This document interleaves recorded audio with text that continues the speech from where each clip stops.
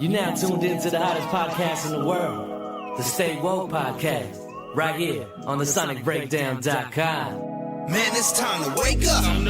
Get this cake up. Only thing I care about is switching. Welcome back to another Stay Woke Podcast. This is D-Ray Brenton, and you know the Stay Woke Podcast is presented by TheSonicBreakdown.com. Go over there and check out one of our articles or reviews. And today, again, is going to be another Rapture discussion, and this is going to be part 5. If you haven't listened to part 1 through 4, go listen to those now. They are already up on iTunes, SoundCloud, YouTube, Spotify, Google Play, Stitcher. Basically, anywhere you think you can listen to podcasts, it's probably there. So go check it out. As of usual, we have Damon back again for another Mr. Trans Man from the Vibrations podcast to help with this podcast or help with this episode. And it's going to be 2 Chainz. 2 Chainz. As normal, let's start out with what you know about 2 Chainz before this episode. Other than his slogan, practically nothing. And I know he was featured on a lot of other songs. True. Yeah, there you go. But in terms of a background, I didn't really know much about him. Then again, all these new artists, with the exception of Nas and a little bit of Dave East and whatnot, I didn't really know too much about him to begin with. But 2 Chainz, I just heard one of his songs, of course, back then, one of those sort of things. But this time, out of all the artists so far, this was the one I didn't really do any research on too. Like, I just kind of was like, oh, this sort of music, there's no interest really, so I didn't really go out my way or whatnot. So other than the slogan, for me, not as much. That's kind of my background. For me, I'm very familiar with 2 Chainz. I've kind of seen the rise of 2 Chainz because at the time when he was coming out, I was actually in Atlanta. So I knew about his mixtapes way before everybody else did. I knew he was a titty boy before people knew him as 2 Chainz. He was known as Titty boy. Oh. So I thought I heard that. I was like, wait, let me do a double take. That was his name before 2 Chainz, and he got the name 2 Chainz because it represents a second chance, the chance to renew again, because he's felt that was kind of like a running theme in his life is he felt like he's had several second chances, as he kind of brought up him being in juvie. He was at a point, he was a highly recruited basketball player, and then he got into some more legal issues. Oh, yeah. And then he was a rapper, and before, like I said, he was Titty Boy. That kind of fell through and came back out again as 2 Chainz, and, you know, again, his second chance. So that's kind of like a repeated theme that he expressed previously. And so that's why, for me, I kind of already knew a lot about him prior to this. If you listen to other podcasts, especially when I did the review of 2 Chainz's Pretty Girls Like Trap Music, I basically said that, you know, that I'm not really that much of a fan of trap sound and trap music, just for me personally. But I thought that album in particular was one of the best ones that came out that year. Like I said, I've known a lot about him based on a true story, was really, I'll say one of the, besides Pretty Girls Like Trap Music too, besides those 2 albums, I really don't go to his music that often, and I don't even go to those albums that often. So that's kind of my familiarity with 2 Chainz.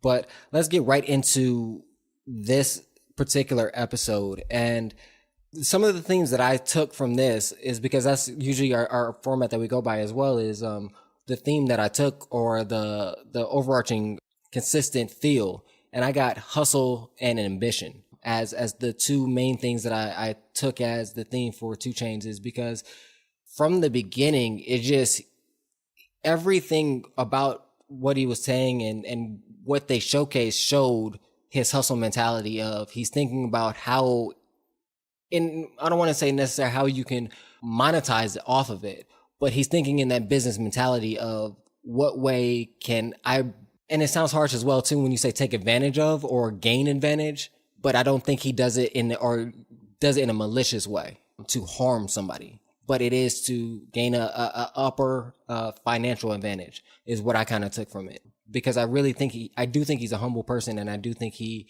is very personable and approachable, and that he is very caring, is what I got as well from this particular episode. What about you? I did see a lot of that throughout the entire theme. What I took away from the theme is, I'm going to be real. I mean, it didn't really interest me so much, So I was like, it's not that I wasn't tuning out. It was more I was being selective with which areas that seemed to interest me during this episode. One of them was about, it was kind of during I think it was during the first part where he was with all those chicks, like a little group of 8, and he's like next to him and stuff. They're all like, posing on him or whatnot or whatever the hell they're doing. And just when I saw that, he just had this like, I don't give a fuck attitude. So when you were saying the hustle and ambition, I think that also ties into it too.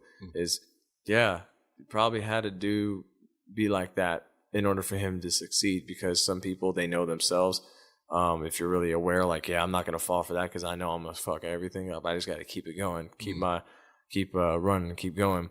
So now that you bring that up, it does bring up, it like confirms the hustle and ambition that you pointed out. But other than in the end was when he was sitting on the chair and just kind of having like a human like response. But what I mean by that is he was being emotional. More so that part, like he seemed way more mellowed out versus kind of how I usually hear him, at least in the media. It's so weird that the media kind of want to show you one way, but then when you actually watch this documentary, you get to know them individually with all these episodes, and then you actually get to see a humane side of them. It's kind of cool. One of the things that I did take from that theme that I was talking about of hustle and ambition is that he kind of brings it up as well, as that he was kind of a product of his environment. Like he saw hustlers, he saw people figuring out ways to make it work, to succeed and be more in a better financial position. A lot of those ways weren't, the most legal way, but again, it highlighted to me that how important it is for children and just youth and just people to see people that look like you doing different careers, being able to see somebody that looks like you that's a doctor, but also seeing someone that looks like you that's a lawyer. That's a police officer, a firefighter, a teacher, a janitor, somebody that works at a supermarket, just so you have a breadth of ideas of these are the things I can be, versus being very selective and saying, well, I only see people that look like me doing this. So therefore I feel like I have to do this and this is my only option. Unfortunately, that's very common in a lot of areas. It's just all perception and how you view it. You think this is how the world is and this is how you got to adapt or you're going to die. It's just the basic act of survival at that point. But I agree. That's kind of the biggest things that I took away from that theme. I just want to go to just personally, I feel like I learned, as you stated, like I felt like I learned a lot about him personally. I felt, in comparison to what we see in the media, I felt he's giving and considerate. I would have never, not to say that he couldn't be, but I never saw him in the light of how he was with his family. Just in how caring and attentive he was to, even the scene with his son sneezing, like, cover your mouth. But, that's the normal parent response, but, bless you. And just being okay with the snot, like the remnants of the sneeze on his forehead and just wiping it off, but like just being a dad. Because in juxtaposition to how we see him in the media and how we see him in normal situations is, as we saw similar to in the beginning, which I thought was interesting, is that juxtaposition of him talking about, my Gucci, I got the Gucci glasses on. Should I go with the Gucci belt or go with I don't know, like that idea of, being so very upfront and open about the materialism that he's portraying at that scene, but then having that juxtaposed to him being so attentive and being so caring as a family, as a father, a husband, and as well as his interactions with other people. We brought that up on several of the other ones of, the interactions that we've seen with other people. It seemed like everybody felt that he didn't, everybody around him felt comfortable.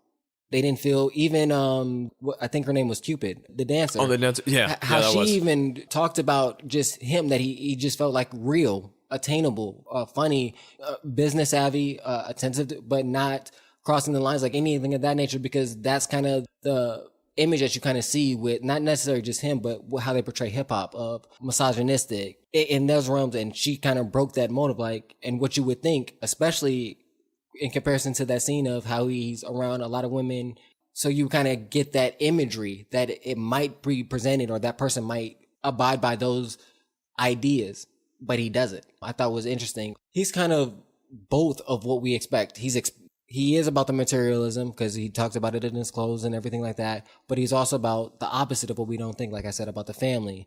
He talks about being in the trap But 2 Chainz is he's very intellectual. He's a very smart individual, business savvy, and just book smart as well, which people don't necessarily attest to him. Yeah, or anybody in that sort of hip hop genre itself. I think there's a preconceived notion that they're either high school dropouts, they used to sell drugs. I mean, let's be honest, a lot of them probably have done so. Maybe very little, but we expect that. We expect that with that sort of upbringing, because they're in this sort of thing. It's like we always have this automatic labeler, judger. It just seems like we have that on society, and I'm pretty sure it's true. When we saw that's why I brought this up, is because I think it was vital to show people like, yeah, you're used to seeing 2 Chainz this way, but this documentary here, you're about to see a whole different side of him. I mean, hell, that's why maybe in an example, you've had someone tell you, man, I've never seen that side of him before. That's fucking crazy. I didn't know he was a party animal like this. Mm-hmm. You know what I mean? Sometimes it just takes the right scenario, the right timing for everything to, well, unfold. One of the other things that I did take away from the personal aspect of it was kind of how positive he is.